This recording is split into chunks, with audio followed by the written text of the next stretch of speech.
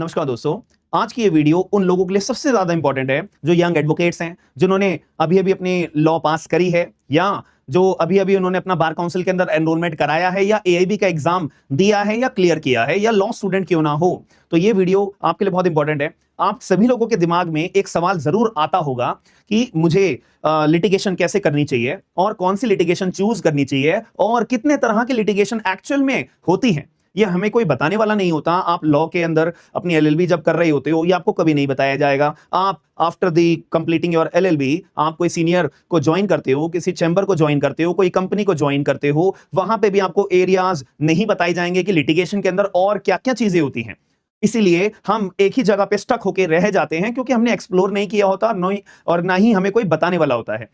तो ये एक ड्रॉबैक होता है। तो इस ड्रॉबैक को दूर करने के लिए मैं आपको वीडियो के माध्यम से एक एक चीज बहुत बारीकी से समझाऊंगा। तो प्लीज थोड़ा सा वीडियो को पूरी देख के ही अपना एक माइंडसेट प्रिपेयर जरूर करिएगा, क्योंकि आपके आगे तक के लिए बहुत जरूरी है और आपको पूरे यूट्यूब पे या पूरे आपकी लॉ की जर्नी के अंदर आपको कोई नहीं बताएगा। ये बात को गौर करिएगा। मुद्दे की बात, आप लोग देखते होंगे कि हम जब एलएलबी कर रहे होते हैं या कोर्ट्स के अंदर भी जाते हैं, दो तरह की ही प्रैक्टिस हमें ज्यादातर क्या हमेशा देखने को मिलती है। एक सिविल एडवोकेट या सिविल एडवोकेसी या सिविल लिटिगेशन और एक क्रिमिनल लिटिगेशन। हमारा दिमाग भी यहीं तक स्टक होकर रह जाता है कि या तो मुझे क्रिमिनल लॉयर बनना है, हाँ मैं क्रिमिनल की प्रैक्टिस करता हूं, हाँ मैं सिविल की प्रैक्टिस करता हूं, यही देखने को मिलता है। बट नहीं, आपको एक बात समझनी पड़ेगी। हमारे देश में बहुत सारे कानून बनाए गए हैं, बहुत सारे कानून हमारे डेली बेसिस पे रन हो रहे हैं, वॉयलेट करे जाते हैं लोगों के द्वारा, लेकिन उसका निवारण करने के लिए, उसका सोल्यूशन दिलवाने के लिए, कोर्ट्स के अंदर अप्रोच करने के लिए वकीलों की कमी है। वकीलों की कमी का मतलब मेरा कहने का है कि आप पूरे अपने कोर्ट्स में देखोगे वकीलों की ब्रह्मांड है, भीड़ रहती है वकीलों की, लेकिन 99% वकील आपको यही एरिया ऑफ इंटरेस्ट में मिलेंगे, सिविल, क्रिमिनल या मैट्रिमोनियल के अंदर मिलेंगे। That's it. लेकिन आप थोड़ा सा इससे बाहर, इस पर्टिकुलर क्राउड से थोड़ा बाहर आके सोचोगे, तब आपको रियलिटी पता लगेगी। देखो, मैं आपको कंप्लीट एक आइडिया दे रहा हूं, ये बहुत इंपॉर्टेंट है आपके फ्यूचर के लिए। इसीलिए मैंने वीडियो के स्टार्टिंग में ही बोला था कि जो यंग एडवोकेट्स हैं, जूनियर एडवोकेट्स हैं, अभी अभी जिन्होंने एनरोल्ड करा है, उनके लिए इंपॉर्टेंट है। सबसे पहली बात, कोर्ट्स, अगर मेरे को क्रिमिनल लिटिगेशन अगर चूज करनी है, देखो क्रिमिनल लिटिगेशन के अंदर ना टाइम देना पड़ता है। टाइम देने का मतलब क्या होता है कि यहां पे आपको रेगुलर कोर्ट्स जाके अपनी फेस वैल्यू बनानी पड़ती है। इसके पीछे का रीजन क्या है? देखो, अगर आप जितना ज्यादा दिखोगे या जितना ज्यादा अपना लोगों के सामने अपनी इमेज या फेस वैल्यू क्रिएट करोगे, उससे क्या बनेगा? आपकी रेपुटेशन बनेगी। जितनी ज्यादा रेपुटेशन आपकी बनेगी, उतने ज्यादा आपको रेफरेंसेस आएंगे कि हाँ वो हमारे जानने वाले एक वकील साहब हैं, उनसे आपका काम हो जाएगा। तो रेफरेंस जितने ज्यादा मिलेंगे, उतनी ज्यादा आपकी इनकम बढ़ेगी। तो ये तीन बातें हमेशा याद रखना लाइफ के अंदर। जितनी ज्यादा फेस वैल्यू, उतनी ज्यादा रेप्यूटेशन, जितनी ज्यादा रेप्यूटेशन, उतने ज्यादा रेफरेंसेस, जितने ज्यादा रेफरेंसेस, उतनी ज्यादा इनकम। बस आप याद रखना कि पूरे देश भर में भले ही कोई भी परेशानी चल रही होगी, लेकिन एक वकील का काम जीवन भर चलता रहता है। एक वकील कभी भी खाली नहीं बैठ सकता है। एक वकील के पास ना तो कभी पैसे की कमी हो सकती है, ना तो कोई काम की कमी हो सकती है, अगर वो ये तीन चीजों पे अपने जीवन में वर्क करेगा। याद रखना सबसे पहली बात। अब क्रिमिनल लिटिगेशन की मैं बात कर रहा हूं, तो यहां पे ना आपको दिख रहा होगा, मैंने लिखा है very high after reputation income जो है होती है।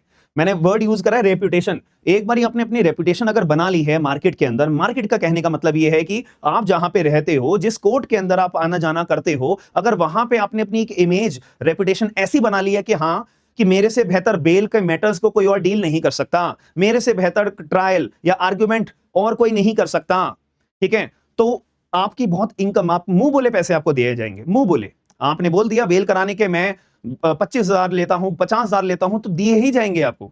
तो इसके लिए आपको एक रेपुटेशन बिल्ड करना बहुत जरूरी है, अगर आप क्रिमिनल लिटिगेशन के अंदर आना चाहते हो तभी, ठीक है। बट मैं अभी आपको ये सजेस्ट नहीं करूंगा इनिशियल स्टेज पे, ठीक है, बट मैंने फिर भी लिखा हुआ है। अब क्रिमिनल लिटिगेशन का मेन फोरम कौन कौन से हो सकते हैं? District court, session court, high court, supreme court, ठीक है। अब यहां पे वर्क आपको क्या क्या करने को मिलता है? ज्यादातर हमें पता होता है बेल के लिए, ट्रायल के लिए, अपील्स के लिए, बट याद रखना एनडीपीएस के मामलों में बहुत ही अच्छी लिटिगेशन है, बहुत अच्छा पैसा होता है। पॉक्सो के मैटर्स के अंदर, मर्डर के मैटर्स के अंदर, cheating, cyber crimes, white collar crimes जितने भी होते हैं, वो सारे के सारे हमारे क्रिमिनल लिटिगेशन के अंदर ही आते हैं। कि आपके पास जो क्लाइंट आएगा, आप अगर उसे बताओगे कि मैं क्रिमिनल लॉयर हूं, तो वो एक्सपेक्टेशन आपसे यही अपराधों को लेकर, यही कैटेगरी लेके आएगा, याद रखिएगा। बट एक जरूरी बात और समझिएगा, पहले के जमाने में हम ये बोलते थे कि मैं सिविल लॉयर हूं या सिविल में प्रैक्टिस करता हूं या क्रिमिनल में प्रैक्टिस करता हूं, बट आज के जमाने में ये कभी मत बोलना कि मैं सिविल में प्रैक्टिस करता हूं या क्रिमिनल में प्रैक्टिस करता हूं। याद रखना, अपनी एक स्पेशलाइजेशन बनाना बहुत जरूरी है। अपनी एक स्पेशलाइजेशन बनाना जरूरी है का मतलब क्या है, मैं आपको अभी आगे ये वीडियो के फर्दर में बताऊंगा। ये आपकी कंप्लीटली लाइफ चेंज कर देगा, याद रखना मेरी बात।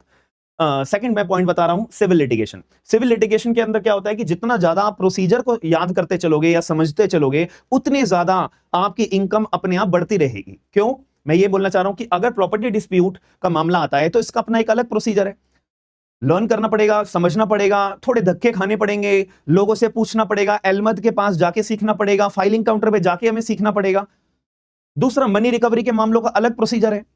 स्पेसिफिक परफॉर्मेंस, इंजंक्शन अगर हमें दिलवानी है, अगर अपने क्लाइंट्स को, पार्टीशन अगर हमें करवाना है, डिक्लेरेशन सूट अगर हमें फाइल करना है, डैमेजेस अगर हमारे को क्लेम करवाने हैं, एंड यहाँ पे पोजीशन जितने भी सूट्स होते हैं, एडवर्स पोजीशन हो गए हैं बहुत ज्यादा, यहाँ पे प्रॉपर्टी के अंदर कोई कब्जा कर लेता है तो उनको डील कैसे करवाना होता है, कब लीगल नोटिस भेजना होता है, कब यहाँ पे सिविल लिटिगेशन के साथ साथ पैरेलली हम क्रिमिनल लिटिगेशन का भी इमेज क्रिएट कर सकते हैं और कोई ऑब्जेक्शन भी रेज नहीं करे और हमारे दोनों केस हम इंस्टीट्यूट कर सके पर्टिकुलर ऑब्जेक्टर के खिलाफ।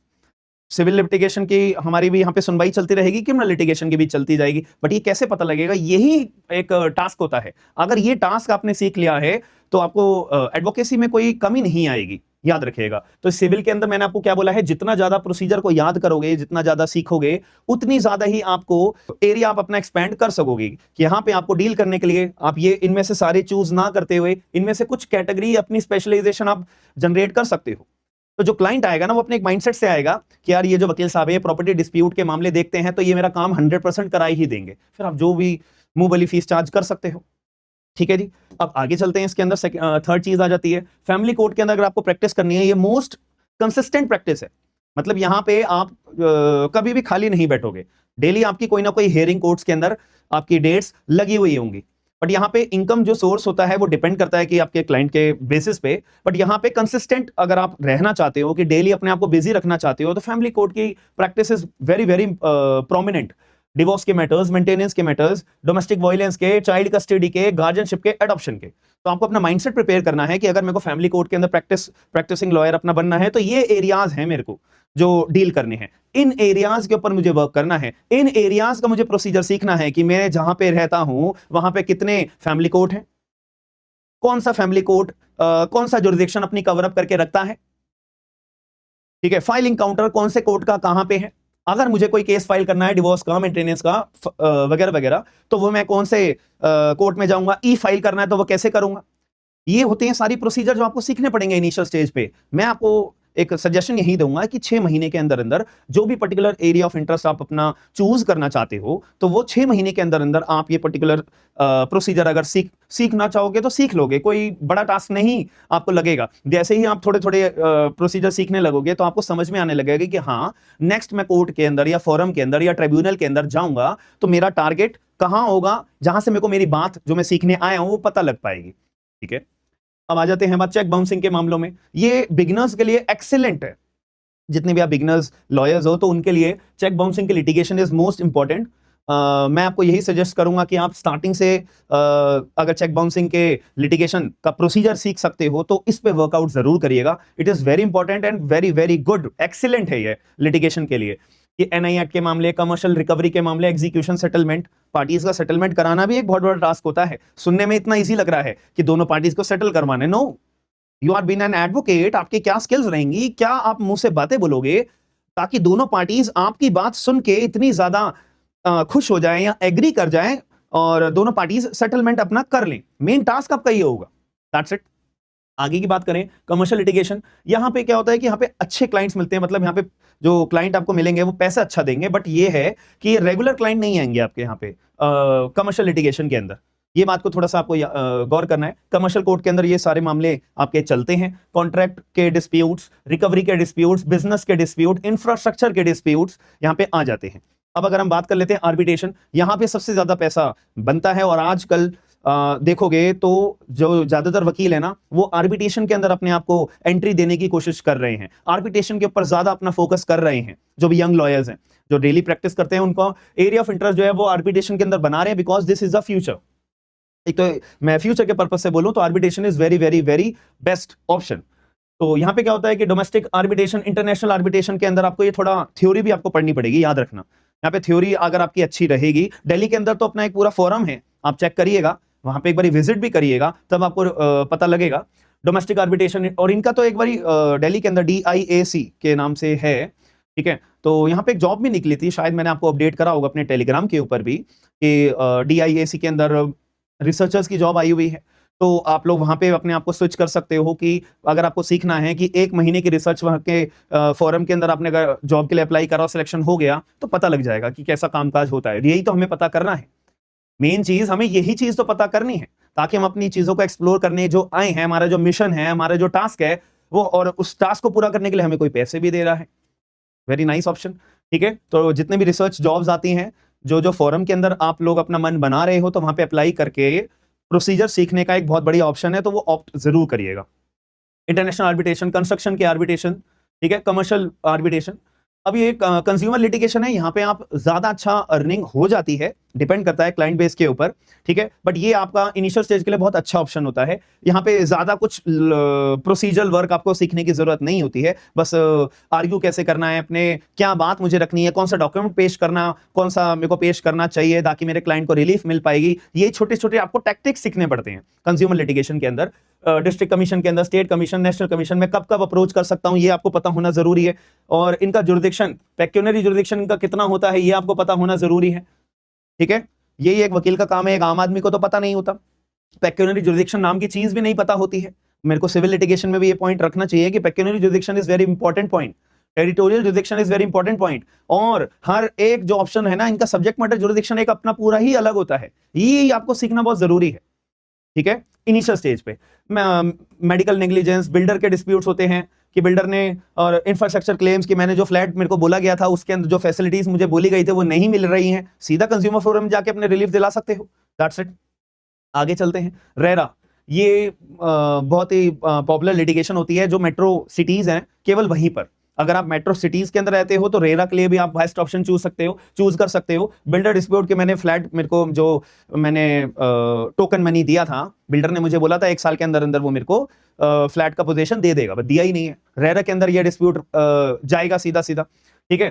तो delay in position, refund, compensation मैं मांग करूंगा, तो यहाँ पे आप जा सकते हो। लेबर कोर्ट, लेबर कोर्ट से मेरा एक पुराना नाता जुड़ा हुआ है, मैंने गलती कर दी थी, मैं भी लेबर कोर्ट के अंदर अपीयर हुआ था, तो एक था, ठीक है। ऐसे सोशली डिस्कस करना फायदे नहीं है वो डिटेल्स के बारे में, बट मैं स्टिल आपको ये बताऊंगा कि labour and employment litigation is very very good option, ठीक है। जिसके अंदर लेबर कोर्ट आप जाओगे, अगर दिल्ली के अंदर कितने लेबर कोर्ट्स हैं एक बार कमेंट बॉक्स के अंदर मुझे बताइएगा, आप अगर जानते हो इस बारे में। नहीं जानते तो इस बहाने आप सर्च तो करोगे, कि कमेंट करने के बेसिस पे एक बहाना से आपको एक 10 तरह की या 2 तरह की 3 तरह की नई बातें तो पता लगेंगी। तो एक बार कमेंट बॉक्स के अंदर मुझे सर्च करिएगा, और जिन लोगों को पता है वो भी, और जिन लोगों को नहीं पता है तो कमेंट पढ़ने के बाद में आप लोगों का थोड़ा थिंकिंग ब्रॉड होगी, इसीलिए। तो यहाँ पे कौन कौन से मामले जाते हैं, ज्यादातर इंडस्ट्रियल डिस्प्यूट होते हैं, रॉन्गफुल टर्मिनेशन की, मैं जहां पे जॉब करता हूं मेरे को बिना कोई नोटिस पीरियड के या बिना कोई रेलेवेंट रीजन दिए मुझे निकाल दिया। ऐसा थोड़ी ना यार कि जब मन करेगा आप हायर कर लोगे, जब मन करेगा आप मुझे निकाल दोगे, सॉरी, वैलिड रीजन देना पड़ेगा आपको, ठीक है। सैलरी डिस्प्यूट, मेरी सैलरी क्यों काटी है unnecessarily, service matters, outstanding orders, labour courts के अंदर ये मामले जाते हैं, और या फिर इनके अपने कहीं कहीं जगह पे ट्रिब्यूनल भी बने होते हैं। और यही तो हमें सर्च करना है कि कौन कौन से मामले जो है लेबर कोर्ट में जाएंगे, कौन कौन से मामले जो है ट्रिब्यूनल में जाएंगे। अब ये कोई बताएगा थोड़ी ना आपको, ये जाके आपको खुद सर्च करना पड़ेगा कि मैं जहां पे रहता हूं वहां पे कितनी दूरी पे कितने लेबर कोर्ट्स हैं, कितने ट्रिब्यूनल्स बने, अगर ट्रिब्यूनल बना भी है तो कौन सा बना है, नहीं बना है तो सारे मामले क्या लेबर कोर्ट में जाएंगे। This is the procedure you have to learn. चलिए, और आपके पास और क्या ऑप्शन है, ये 10 सर्विस लॉ, ये आखिरी है बस, ठीक है। गवर्नमेंट एम्प्लॉइज के डिस्प्यूट होते हैं, प्रमोशनल डिस्प्यूट होते हैं कि सरकार ने मेरी पेंशन काट ली, या मेरा प्रमोशन रोक दिया, या प्रमोशन के रिगार्डिंग कोई जस्टिफिकेशन नहीं दिया है, वगैरह वगैरह, ट्रांसफर कर दिया है, वो ट्रांसफर का कोई वैलिड रीजन नहीं दिया है, डिपार्टमेंटल इंक्वायरी जो चलाई गई है वो आर्बिट्रेरी चलाई गई है, कोई नेचुरल जस्टिस के प्रिंसिपल को फॉलो नहीं करा हुआ है, पेंशन के मामले हैं, कैट के मैटर्स हैं, और ज्यादातर हाई कोर्ट के अंदर भी आप सीधा अप्रोच कर सकते हो रिट पिटीशन फाइल करके। हालांकि रिट का एक लिटिगेशन अलग होती है, वो मैंने आपको एक एग्जांपल देने के लिए बताया है, तो ये मत सोचिएगा कि ये सारे के सारे रिट के जरिए जाते हैं। नो, ट्रिब्यूनल्स भी बनते हैं इनके, ठीक है। तो ये थी मेरे हिसाब से बेस्ट 10 लिटिगेशंस जहां पे आप इसको ऑप्ट करके बहुत ही अच्छा अपना कैरियर बना सकते हो। कि आपके मन में आ रहा होगा ना कि, और हाँ, अब आपके मन में एक बात आएगी कि यार मेरे पास क्लाइंट तो है नहीं, तो मैं ये सब प्रोसीजर सीख कर, या इतनी सारी बातें जो मेरे द्वारा बताई गई है, ये सब फॉलो करके क्या फायदा होगा आपका। बट ये बात अब ये हम सोचते हैं, तो इसीलिए हम आगे बढ़ नहीं पाते। ये मत सोचो कि मेरे पे क्लाइंट बेस अभी है नहीं, मेरे पे क्लाइंट कोई है नहीं, तो मैं क्या करूंगा वहां के फोरम में जाके। नहीं, अगर आप ऐसी सोच रखोगे तो आप अपने आप को एक तरह से रिस्ट्रिक्ट कर रहे हो आगे बढ़ने से। मैं आपको यही रिकमेंड करूंगा, अगर आपको काम आता है अपना करना, तो आपके पास कभी क्लाइंट की कमी नहीं होगी।